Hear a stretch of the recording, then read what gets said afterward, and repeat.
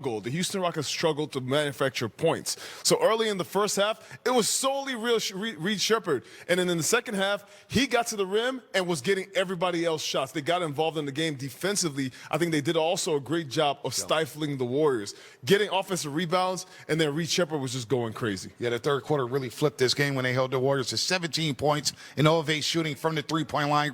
Reed Sheppard, 31 points, 12 of 25 from the floor, but then they got on the glass. They attacked the Warriors, and they mugged them at times and made it a physical brawl, which we knew would be the case coming into this game. 25 offensive rebounds for the Rockets out of their 53 total. What does that mean? Mean you get extra shots. The Rockets took 99 shots tonight. Now, they only made 39 of them, so the percentage wasn't very good. But again, this Rockets team, they're just all about overwhelming you with their rebounding, overwhelming you with their length and athleticism, overwhelming you with how physical they play defense. And we saw it take its toll on Steph tonight. You got to give also credit to Ime Udoka. Yeah. This is a very disciplined basketball team in the Houston Rockets. They came out there with a lot of pressure, put a lot of pressure on Steph Curry, made sure every pass was tough, made sure they turned the ball over, get out in transition. The fast break points led to everything else because you have the bigs. Clint Capella had 8 offensive rebounds tonight. You know, this all down the line, everybody played a little bit harder, got a little bit of what they wanted. They got second chance points. And on the other hand, the Warriors only got one shot, and every shot was pressured. Every time they got a shot, it was contested, it was rushed. This is a different pace for this Houston Rockets than the Warriors tonight. All right, let's pick up the crunch time tape as the Rockets used a 24-6 run to take their first lead of the game. They were up 83-76, but their Warriors crawled back into it. And here's a critical play right here, critical possession. Ahmed Thompson initially called for the charge. It's a tie game, 91 apiece. Now Steph gets banged up. Earlier he had banged knees with Alperun Şengün. He was shook up there. But on the floor, it looked like a good call. The Rockets challenged. And guess what? They won the challenge. Ahmed Thompson hits 2 free throws. What do you guys think? That's an offensive foul, first and foremost, right there. Steph was moving, but that extended arm is an offensive foul. I'll tell you this. Ime Udoka said to his team, because you missed a couple bumps before this, he said, every time you see Steph, hit him. The whole game long, every time you see Steph, make sure you hit him. And you can see it the whole game long. They just wore Steph out. Now, what do you guys think about this? Steph called for the charge. It looked like the Warriors may win this challenge. It's a tough call right there. Holiday's in position. It's a 50-50 play. Call on floor stands. That's a bad call, but to me, the game didn't come down to that. The game came down to the fact that the Warriors couldn't stop this guy. Look at this. And Look at this. The Warriors were powerless to do anything against the Rockets' athleticism. Great play by Ahmed Thompson. Think about that. Ahmed Thompson, they get the call overturned, hits 2 free throws. It's 93-91. On the other end, Pop gets 3 opportunities from the free throw line. He doesn't sink none of them. He has an empty trip from the free throw line. And again, Stephen Curry, we're going to get an update on that as he walked off the floor there. Was fighting Dr. Rick Celebrini, trying to stay into the basketball game, but he walks off. And that's an unfortunate break for the Golden State Warriors, who are now without Steph, Al Horford, and Jonathan Kuminga. So hopefully Steph will be okay. But the Rockets just going to the rim relentlessly. I'm looking at these second half numbers, Fezzi. Warriors shot 36.5% from the floor, 2 of 21 from the three-point line. They couldn't get any offense going in that second half. Yeah, the story of the second half was turnovers, speeding the Warriors up. That's what the Houston Rockets did. They put their imprint defensively on the game first. Then on the offensive end for them, it was just about getting out in fast breaks, getting Reed Sheppard going, because they just couldn't stop him. Pick and rolls, he would just get into the teeth of the defense, was making shots.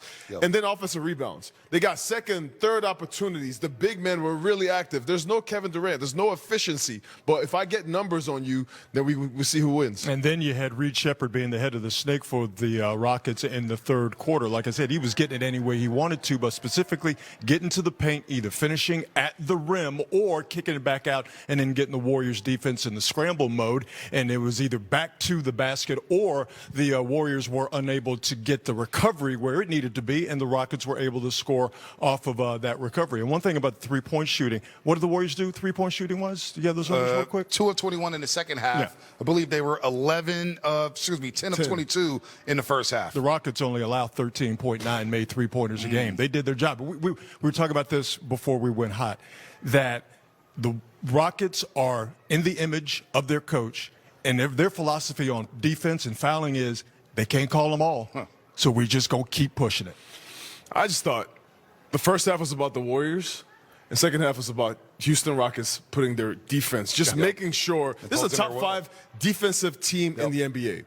And with that, there's the offense is not going, so let's use our defense to be the measuring stick. I thought Alman Thompson was phenomenal. He wasn't getting going in the third quarter, but he was everywhere else. He was getting offensive rebounds. He was flying around. He was disrupting Steph's passes. I thought that they did a great job taking the Warriors out, and they just got into a rhythm. Reed Shepherd, he's a young player, but he really got his team going. In a night where Operation Shangoon only scores 16 points. He only scores 16. He averages 22. You think that in a game like this, the Warriors would win it with no Kevin Durant, but still everybody else showed up in their own different way. And I don't even necessarily mean this in a negative way. The Rockets drag you down to their level. They don't mind playing a rock fight. They don't mind if their shots don't go in because they're such a good rebounding team, particularly offensively. So if they could get you playing that style of basketball, they're perfectly fine with that. It's the other squads like the Warriors, that need to hit shots from the outside. It's the other squads that get really uncomfortable when they're not making shots, and all of a sudden the Rockets are like, now you're down on our level. This is the game we want to play. Then they start pushing the issue, and at that point, it's over. 25 offensive rebounds for Houston tonight, the most the Warriors have allowed since 2007. But the big concern is Stephen Curry, of course, the chef, who's off to a dynamic start this season. But what will happen with this knee right here? He banged knees with Operation Shangoon. You see him feel it right away. Started hobbling around there. And that's never a good feeling, right, Fezzi? No, especially because of who Steph is. You see right there, he bangs knees, and he still tries to get out there and run. But all night long, every possession was about being physical with Steph, taking him out of the game, because that's the one guy you don't want to get going in this building right here. Well, they took Steph out of that game in the second half. He was just 1 of 6 from the floor, 0 of 5 from the three-point line, just 6 points. 4 of them came from the free throw line. So attention to detail on where Steph was coming, relocating off of screens. Ime Udoka's squad did a really good job on Stephen Curry tonight. They were top blocking him, they were fronting him, they were doubling him, and then when there was one-on-one coverage, it was Amen Thompson.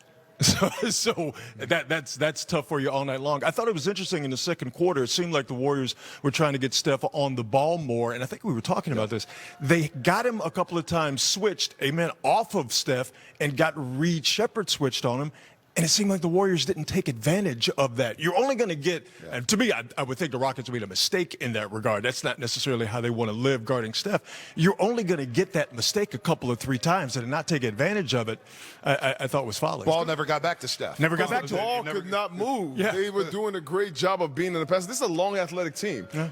Every time you try to move the ball on them, there is somebody tipping the basketball, somebody in the passing lane. It felt like when a pass went through, you breathed a sigh of relief. It was like, man, we did it. Somebody passed the ball successfully. They were out there in the passing lanes. This is a very young, scrappy team. And, man, to be able to win a game like this on the road without your superstar and having your young guys not be able to make shots and still get this win says a lot about what their defense does and what Ime Udoka has really imprinted on this team. No Tari Eason, no Steven Adams, and no Kevin Durant because they had Reed Shepherd to help him out tonight. He set the tone in that first quarter with 11. Right away, he hit 3 threes, and you're like, uh-oh, he's comfortable again. He scores a career-high 31 points.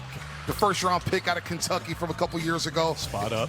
9 rebounds, 5 assists, 2 block shots. He filled up the stat sheet, and Rod, we kept talking about this. We kept discussing it. What will he look like in the month of April when the Rockets are gearing up for a playoff run? I mean, he's already looking pretty good right now. So we've seen spot up, okay, a couple of dribbles. We get to the elbow. All right, there he is, on the break, getting to the rim fairly easily.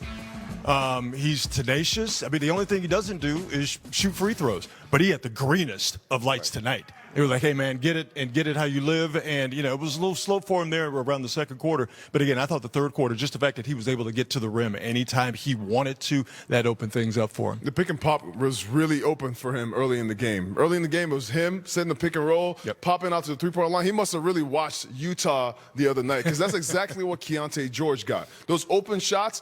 You got to have the guy on the weak side stunt, help, switch, especially after 2 made shots. You got to make him uncomfortable defensively. I thought the Warriors just let him get way too comfortable. One of the plays, he drove right by somebody and got to the rim for a dunk. I don't think I've ever seen Reed Shepherd get a dunk in the NBA on somebody. So that's just the Warriors' defense needs to be better than what it was. But that's today. the thing. Once they start to move, once they get into scramble mode, once they start helping to try to recover, that's just not the Warriors' thing. Reed Shepard, 6 of 12 in that second half, 16 points, 1 of 4 from the three-point line. So he did his damage in the first half from 3, but he took his game inside, drove by anybody, and give him credit for making those 2 icing free throws there at the end of the game. So moving forward, what does this mean for the Golden State Warriors? You saw Houston for the first time since that riveting playoff series where it looked a lot like this tonight. Well, point of attack defense is something that we have discussed at length. Point of attack defense, turnovers, rebounding. Right now, the rebounding, I mean, teams are coming in here getting, incredible rebounds. This is 25 offensive rebounds is a lot. It's hard to overcome that when you're doing a good job defensively. It's just deflating for a team. You come into it, you get a stop, you play the whole shot clock, and then you get an offensive rebound, and every play that's the case, it gives life to the other team, and it takes life out of your team. So for the Warriors, they got to do a better job rebounding, and maybe it's a collective effort. The Rockets got 99 shot attempts. Imagine if Kevin Durant were here to get a piece of those 99 shot attempts. Without Steven Adams, too. Without Steven Adams. Yeah. Without Tari Eason. It boggles the mind. It's to get almost 100 shot attempts, to get almost the majority of your rebounds to be offensive is just insane. So I'm hearing Stephen Curry, right quad contusion. So nothing to do with the knee, right quad contusion for Stephen Curry. We'll see about his status for Saturday. Contusions are, you never know with contusion. It takes a while to heal. Sometimes you kind of have to listen to your body. But for Steph, that's a lot of beating he took in one game. Yep. And for the Warriors, you got to find ways to take advantage of the fact that they were pushing him out the whole time. Yes, sir. No doubt about that. Warriors lose their second home game of the season. It dropped to 10-10. We'll hear from Steve Kerr on the other.